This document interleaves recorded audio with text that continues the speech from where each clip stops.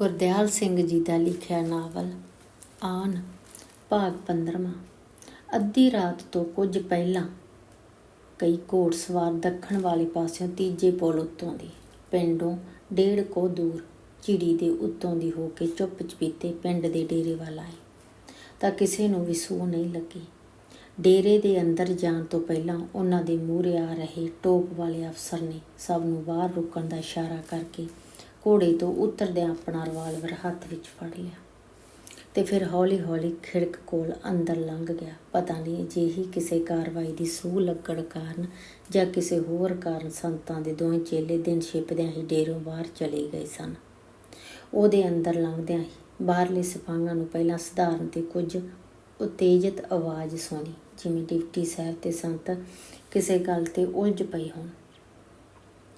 2 police ਅਫਸਰਾਂ ਨੇ ਖਿੜਕ ਦੇ ਨੇੜੇ ਆ ਕੇ ਸੁਣਨ ਦਾ ਯਤਨ ਕੀਤਾ ਤਾਂ ਪਤਾ ਲੱਗਿਆ ਕਿ ਉਤੇਜਿਤ ਆਵਾਜ਼ ਡਿਪਟੀ ਸਾਹਿਬ ਦੀ ਸੀ। ਆਪ ਕੋ ਬਹੁਕਮ ਸਰਕਾਰੀ ਆਲਾ गिरफ्तार किया जाता है।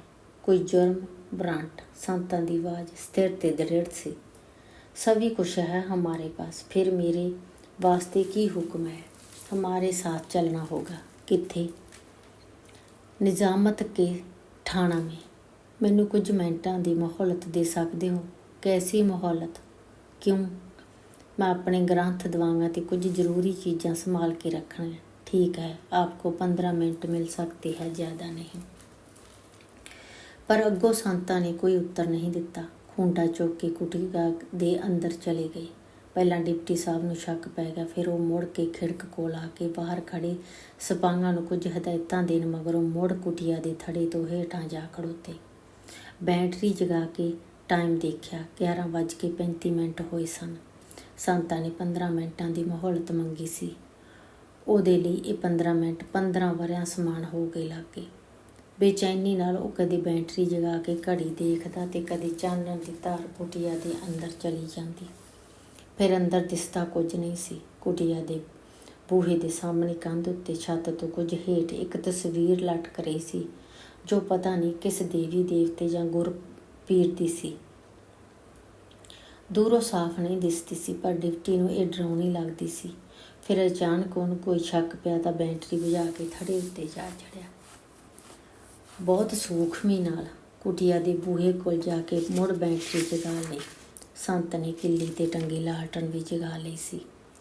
ਸਾਹਿਬ ਬਹਾਦਰ, ਅੰਦਰ ਆ ਜਾਓ, ਇਹ ਵੀ ਦੇਖ ਲਓ ਕਿ ਅੰਦਰ ਕੋਈ ਖਤਰਨਾਕ ਹਥਿਆਰ ਤਾਂ नहीं। संतां ਦੀ आवाज़ स्थिर ਤੇ शांत सी। ऐसे हमें कोई शक नहीं, हमें आपके बारे में सब कुछ मालूम है। ਕੀ ਮਾਲੂਮ ਹੈ ਆਪ ਨੂੰ? ਸੰਤ ਨੇ ਲਾਲਟਨ ਦੀ ਬੱਤੀ ਠੀਕ ਕਰਦਿਆਂ ਪਹਿਲਾਂ ਵਾਂਗੀ ਸਥਿਰ ਸਾਵੀਂ ਆਵਾਜ਼ 'ਚ ਕਿਹਾ, बहुत कुछ की। 2 बातें तो यही कि आप बहुत बड़े लीडर हैं जो साधु के बेस में जहाँ छुपे हैं। दूसरी बात जी कि अब वह रियासत के बागियों के साथ आपके गहरे ताल्लुकात हैं। ਇਹ ਤਾਂ ਆਪ ਦੀ ਜਾਣਕਾਰੀ ਬਹੁਤ ਮਾਮੂਲੀ ਹੈ, ਜਿਹੜੀ ਕਈ ਸਾਲ ਪੁਰਾਣੀ ਹੈ। ਸੰਤਾਂ ਨੇ ਪਹਿਲਾਂ ਵਾਂਗੀ ਸਥਿਰ ਆਵਾਜ਼ ਨਾਲ ਮੁਸਕਰਾ ਕੇ ਕਿਹਾ। ਡਿਪਟੀ ਨੂੰ ਅਜਿਹਾ ਸ਼ੱਕ ਵੀ ਹੋਇਆ ਕਿ ਸੰਤ ਸ਼ਾਇਦ ਕੋਈ ਹਥਿਆਰ ਲੱਭ ਕੇ ਉਹਦੇ ਉੱਤੇ ਹਮਲਾ ਕਰਨਾ ਚਾਹੁੰਦੇ ਸਨ। ਇਸੇ ਕਾਰਨ ਰਿਵਾਲਵਰ ਸੇਧ ਲਿਆ। ਫਿਰ ਕੁਝ ਸਖਤ ਆਵਾਜ਼ ਵਿੱਚ ਇੰਜ ਬੋਲਿਆ ਜਿਵੇਂ ਡੇਰੇ ਤੋਂ ਬਾਹਰਲੇ ਸਿਪਾਹੀਆਂ ਨੂੰ ਫਾਇਰਿੰਗ ਦਾ ਹੁਕਮ ਦੇ ਰਿਹਾ ਹੋਵੇ। ਆਪ ਇੱਕਦਮ हाथ ऊपर करो। मेरे हत्थां 'ਚ ਤਾਂ ਸਿਰਫ ਖੂੰਡਾ ਹੈ ਸਾਹਿਬ ਬਹਾਦਰ, ਸੰਤ ਬੋਲੇ। ਮੈਂ ਆਪ ਤੋਂ 15 ਮਿੰਟ ਦੀ ਮੋਹਲਤ ਮੰਗੀ ਹੈ, ਉਸ ਤੋਂ ਵੱਧ 1 ਮਿੰਟ ਵੀ ਨਹੀਂ ਲਾਉਂਦਾ। ਆਪ ਰਿਵਾਲਵਰ ਬੇਸ਼ੱਕ ਇਸੇ ਤਰ੍ਹਾਂ ਸਿੱਧੀ ਰੱਖੋ, ਜੇ ਲੋੜ ਸਮਝੇ ਤਾਂ ਚਲਾ ਵੀ ਦੇਣਾ, ਪਰ ਹੱਥ ਖੜੇ ਕਰਕੇ ਮੈਂ ਆਪਣੀਆਂ ਪੁਸਤਕਾਂ ਤੇ ਉਸ਼ੱਦੀਆਂ ਨੂੰ ਕਿਵੇਂ ਸੰਭਾਲੂ, ਇਹ ਤਾਂ ਤੁਸੀਂ ਸਮਝ ਸਕਦੇ ਹੋ। नो हुक्म की तमील करो, फालतू बात मत करो। पर मैं तो जनाब इक्को लत्ते आ रही हाँ, खूंडे तो बिना सीधा खड़ो भी नहीं सकता। आप हत्थ खड़े करन नूं कह रहे हो, ये तो मुमकिन ही नहीं। संत मुस्करा पे ਜਦੋਂ ਉਹਨਾਂ ਨੇ ਭਰਮੀ ਦਾੜੀ ਵਾਲੇ ਚਿਹਰੇ ਉੱਤੇ ਡਿਪਟੀ ਨੇ ਬੈਟਰੀ ਦਾ ਚਾਨਣ ਪਾਇਆ ਤਾਂ ਉਹਨਾਂ ਦੀਆਂ ਅੱਖਾਂ ਬਿੱਲੇ ਵਾਂਗ ਚਮਕੀਆਂ। कैसा भी हो, आप पहले हुक्म की तमील करो। डिप्टी ਦੀ ਆਵਾਜ਼ ਪਹਿਲਾਂ ਨਾਲੋਂ ਸਖਤ ਸੀ। जे मैं हुक्म दी तमील ना करा फिर हम अपनी कार्रवाई करेंगे। तो पहला कार्रवाई करो। संत खूंटा कच्छ विच दे के सिद्धे खड़ो गया, पर ना आवाज़ अस्थिर सी, ना चेहरे ते कोई सहम।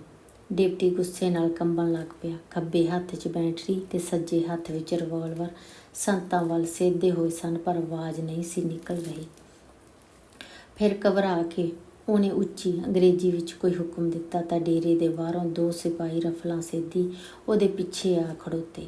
ਲਾਲਟਨ ਦੇ ਚਾਨਣ ਵਿੱਚ ਸਿਰਫ ਉਹਨਾਂ ਦੇ ਆਕਾਰ ਦਿਸਦੇ ਸਨ, ਸ਼ਕਲਾਂ ਸਾਫ਼ ਨਜ਼ਰ ਨਹੀਂ ਸੀ ਆਉਂਦੀਆਂ। ਦੋਹਾਂ ਦੇ ਸਿਰਾਂ 'ਤੇ ਪੱਗਾਂ ਨਹੀਂ, ਟੋਪੀਆਂ ਸਨ। ਕੱਦ ਦੇ ਮਧਰੇ ਸਨ, ਜਿਵੇਂ ਗੋਰਖੇ ਹੋਣ।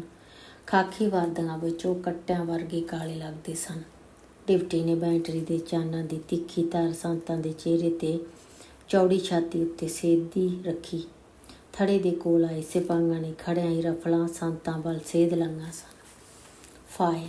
ਡਿਪਟੀ ਦੀ ਆਵਾਜ਼ ਗੋਲੀ ਵਾਂਗ ਹੀ ਸੁਣੀ ਤੇ ਸਿਪਾਹੀਆਂ ਨੇ ਸਿੱਧੇ 2 ਫੈਰ ਸੰਤਾਂ ਦੀ ਛਾਤੀ ਉੱਤੇ ਦਾਗ ਦਿੱਤੇ। ਅੱਖ ਪਲਕਾਰੇ ਵਿੱਚ ਰਫਲਾਂ ਦੇ ਬੁਲਟ ਖੜਕਾ ਕੇ 2 ਮਿੰਟ ਇਕੱਠੇ ਫੈਰ ਹੋਰ ਕੀਤੇ ਤੇ ਸੰਤ ਖੂੰਡੇ ਦੇ ਸਾਰੇ ਕੰਧ ਨਾਲ ਕਿਸਰ ਦੇ ਪੁੰਜੇ ਪੈ ਗਏ। ਫਿਰ ਜਿਵੇਂ ਆਰਾਮ ਨਾਲ ਲੇਟ ਗਏ। ਵਾਹਿਗੁਰੂ ਵਾਹਿਗੁਰੂ, ਸਤਨਾਮ ਸਤਨਾਮ।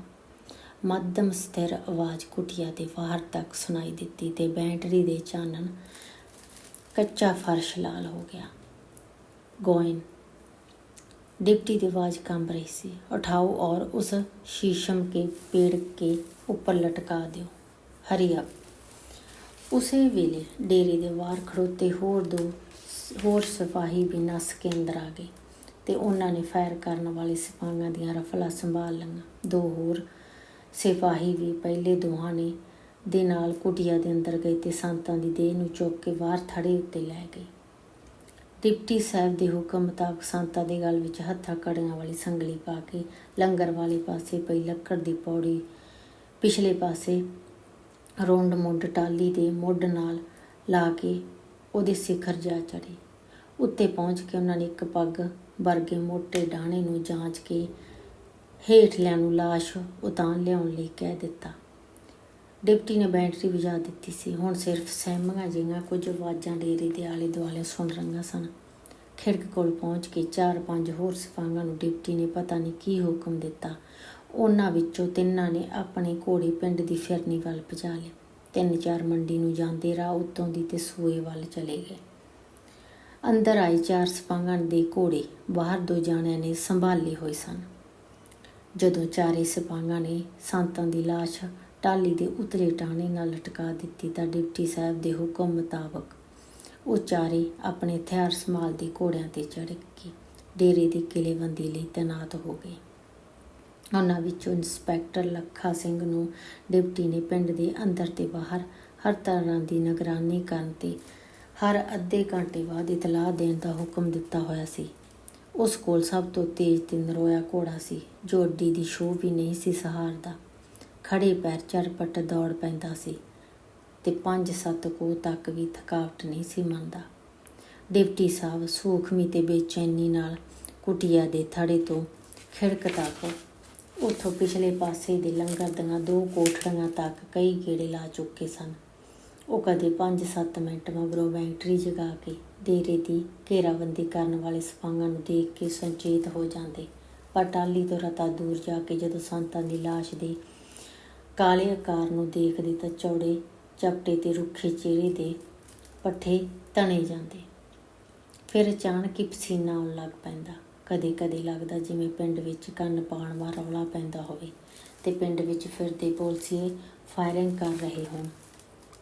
अजिहे वेले डिप्टी तेज कदमां नाल खिड़क कोल जांदे ते रिवाल्वर सेध के पूरी चौकसी नाल विड़कां लैण लग पैंदा कि सचमुच फायरिंग हो रही है जां ये सिर्फ मन दा भरम सी। इंज गर्मी दी रात इन्नी लंबी हो गई लगदी सी जिवें हुण दिन नहीं चढ़ेगा। पूरब वल्लों जदों पूरा काला ते फिर लाल हुंदा, दातरी दे टुंड वर्गा तुखाया चंद उच्चा होण लग पिया तां नेरा होर वध गया लग्या।